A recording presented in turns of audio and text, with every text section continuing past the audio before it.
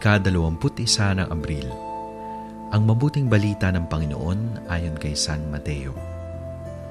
Agad na iniwan ng mga babae ang libingan na natatakot at labis na nagagalak, at tumakbo sila para balitaan ang kanyang maalagad. Nakasalubong nila sa daan si Jesus at sinabi niya, "Kapayapaan." Paglapit sa kanya ng mga babae, niyakap nila ang kanyang mga paa at sinamba siya. Sinabi naman ni Jesus sa kanila, "Huwag kayong matakot. Humayo kayo at sabihin sa aking mga kapatid na pumunta sila sa Galilea. Doon nila ako makikita." Samantalang pabalik ang mga babae, nagbalik naman sa lungsod ang ilan mga bantay at ibinalita sa mga punong pari ang lahat ng nangyari. Nakipag-usap naman ang mga ito sa mga matatanda ng bayan, kaya kumuha sila ng sapat na halaga at ibinigay sa mga sundalo.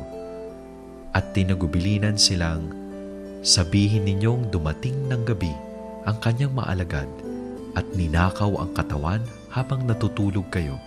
Kung mabalitaan ito ng gobernador, kami ang bahala sa kanya at hindi kayo magkakaproblema." Tinanggap ng mga sundalo ang pera at ginawa ang itinuro sa kanila. At laganap pa hanggang ngayon ang kwentong ito sa mga Hudyo. Ang mabuting balita ng Panginoon. Pagsasadiwa. Nakipag-usap naman ang mga ito, ang mga punong pari. Sapat na halaga at ibinigay sa mga sundalo at tinagubilinan silang, "Sabihin ninyong dumating ng gabi ang kanyang maalagad at ninakaw ang katawan habang natutulog kayo."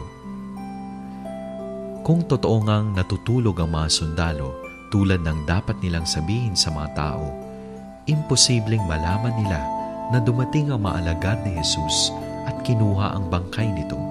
Ang mga bantay na sundalong Romano ay kadalasang binubuo ng 60 sundalo.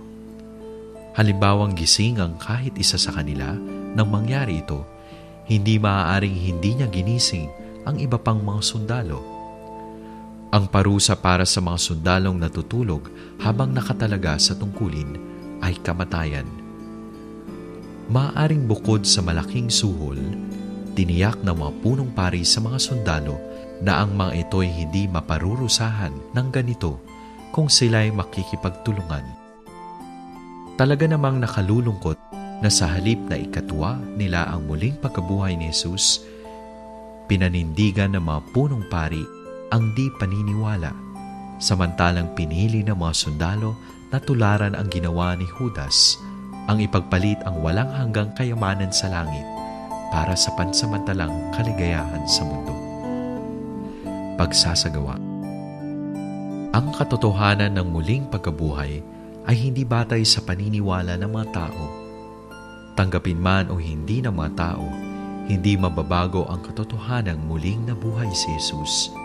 At kung hindi nila ito tanggapin, katulad sila ng mga nanalo ng jackpot sa loto, pero hindi nila nalaman ito hanggang ang premyo ay napurnada na.